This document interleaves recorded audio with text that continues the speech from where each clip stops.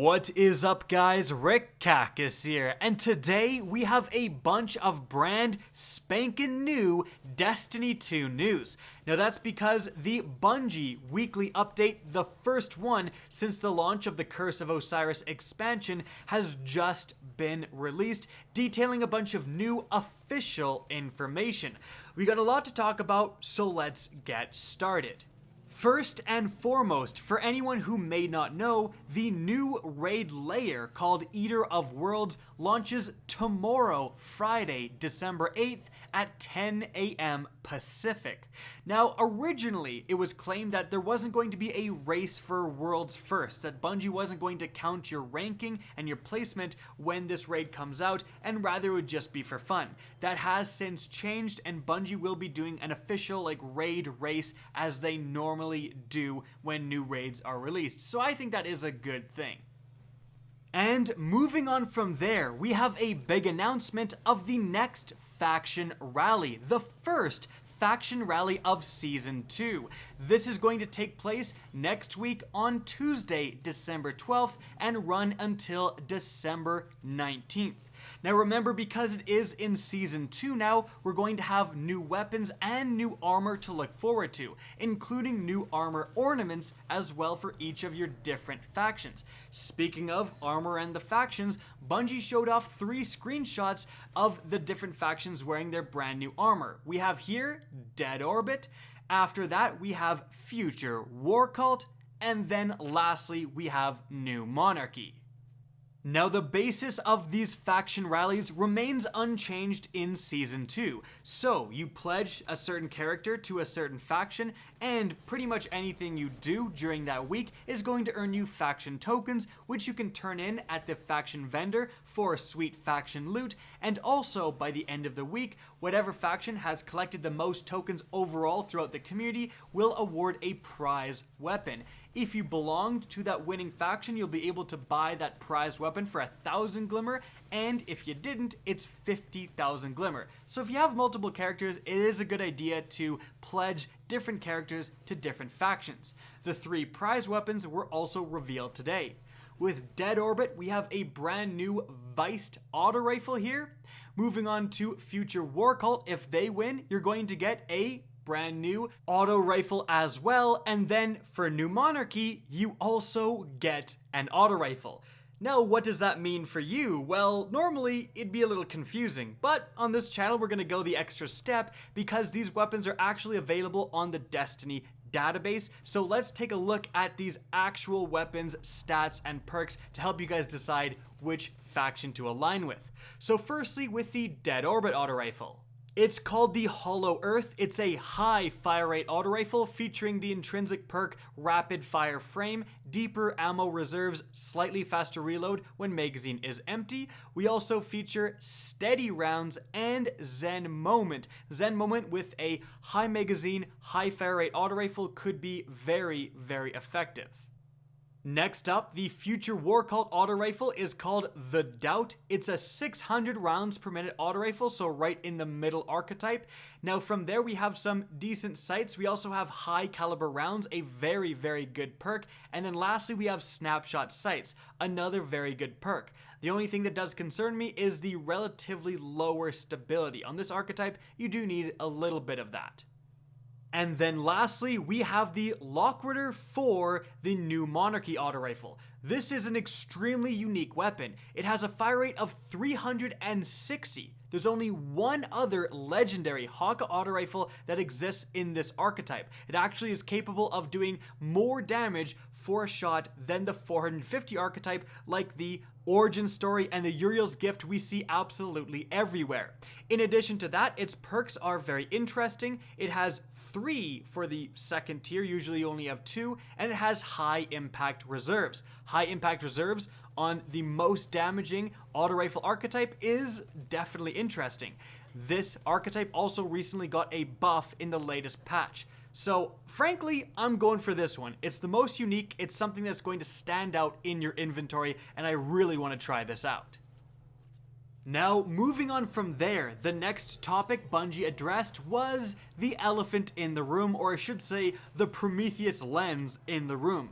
An exotic that is absolutely, well, overpowered in PvP. Bungie has already admitted that this weapon shipped with a bug, it's doing more damage than it should, and they talked about it in the weekly update.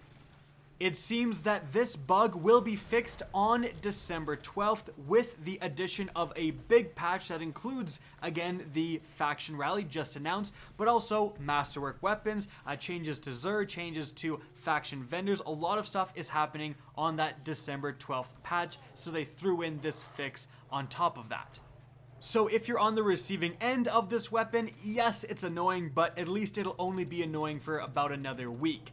Now, you may be wondering, is Trials of the Nine still happening with this crazy OP weapon? Well, apparently, according to Bungie, yes it is. Trials of the Nine is still active this weekend. Remember, it has all new Season 2 weapons as well, so definitely expect it to be a busy and laser-filled weekend of Trials. I'm not exactly sure why they didn't delay it at least 1 week, but again, from the official word of mouth, it is happening this weekend. Prometheus Lens will be there. Now, after that, something I thought was interesting is in the section Feedback Frenzy. Bungie is continuing to address feedback they're receiving on Destiny 2, which is a good thing for the community for sure, and they say that one of their main complaints is, as a player, I wish to earn more meaningful rewards from pinnacle activities, with pinnacle activities being endgame activities. I 100% agree that this is a main complaint. It's certainly one of my big complaints when you do something like a raid, like even a prestige nightfall. Your rewards, and the prestige raid, as a matter of fact, your rewards are rather lackluster. The prestige raid only offering cosmetics, and the raid rewards themselves not even having unique perks like they did in Destiny 1. So they did somewhat address this. They say that planned for early 2018, we'll be looking at how raid rewards can be updated to create more meaningful experiences. How exactly this will be realized in-game is something we'll detail closer to deployment, but this is one example of feedback being investigated by our team. We'll talk more when the new year arrives.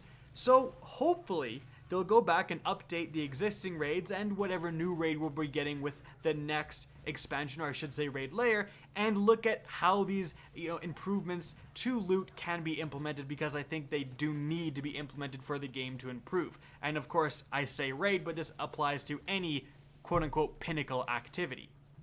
Now, speaking of changes coming to Destiny 2, Bungie also talked about sandbox changes. We got our first sandbox update recently with the latest patch when the Curse of Osiris released, but it left a lot of players wanting more, wanting changes, questioning some of the changes, and so on. So Bungie did comment on this. They say that they gain their data from several different sources, player feedback, the raw data like usage numbers, and their own experiences. But an interesting thing is that they say, quote, in terms of DPS output, our data from the first few months of gameplay is showing that various categories of weapons are reasonably balanced. A resounding theme from players has been to address the stronger outliers without making them too weak or change their identity. We agree. We hope this update reflects that. So that's really interesting. I think a lot of people were surprised to not see a pure Uriel's Gift nerf, a pure Might and Multitool nerf, but as someone who's coming from Destiny 1, I think a lot of you guys would probably agree who are coming from Destiny 1 as well, it was so terrible when one hand cannon was overpowered, so they nerfed all hand cannons, and then they were completely useless for a very long period of time. Frankly, they did that with auto rifles. Auto rifles were really strongly used at the beginning of the game, and then suffered ever since that nerf was enacted for the next 3 years, in my opinion. So I actually don't mind Bungie not going nerf crazy in Destiny 2. But another thing Bungie does say is that rather than try to address every feedback item with a potentially disruptive kitchen sink update, we're taking a more targeted approach for this first round of changes. The main focus was bug fixing, tuning updates, and a few specific changes meant to address common feedback items. They keep saying more focused, more focused, more focused, and yet one of the things that was actually talked about, Luke Smith specifically said that with this whole system of static rolls, we would expect to see individual weapons tuned, and yet we haven't really. Bungie did not address individual legendary weapons within the first sandbox update. Maybe that's what they're talking about going forward, but I would love to see like pure outliers in terms of not necessarily overpowered guns, but underpowered guns, the guns that see no play, the guns that see terrible perks. Bungie literally went on record saying that they could go in and change the perks and change the stats and give those weapons a breath of life, essentially. So if we're not seeing that, if we don't see that either soon or at least with the next sandbox update, then the question is then asked, what was the point of these static rolls? Because according to Bungie, they're to tune weapons individually, and that hasn't happened yet. So while I do like Bungie's statement here about not over-nerfing stuff, and I am appreciative of that factor, I would love to see more love individually given to the weapons underperforming, and we really didn't see too much of that. And so that is it for the latest Destiny 2 news. I hope you guys enjoyed this video and found it informative. Now, if you did, please remember to help me out by simply rating and especially sharing this video. If you guys want to see more Destiny 2 content similar to this, don't be afraid to slap that subscribe button. And if you guys want to get in touch with me and keep up to date with the latest channel activity, the best way is to follow me on Twitter at RickCacus. That's linked in the description down below, as is my Twitch channel, which you can also follow. Again, I hope you enjoyed the video. And as always, have a good day.